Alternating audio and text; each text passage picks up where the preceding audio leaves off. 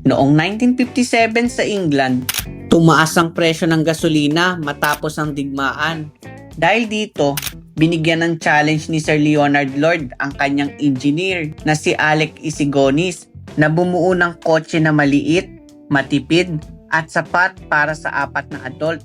At noong 1959, ipinakilala ang kauna-unahang Mini.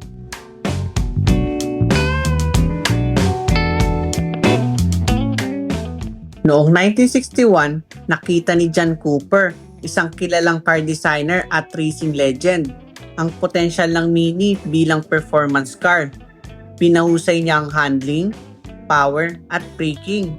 At dito ipinanganak ang unang Mini Cooper, isang maliit na kotse pero race-ready machine.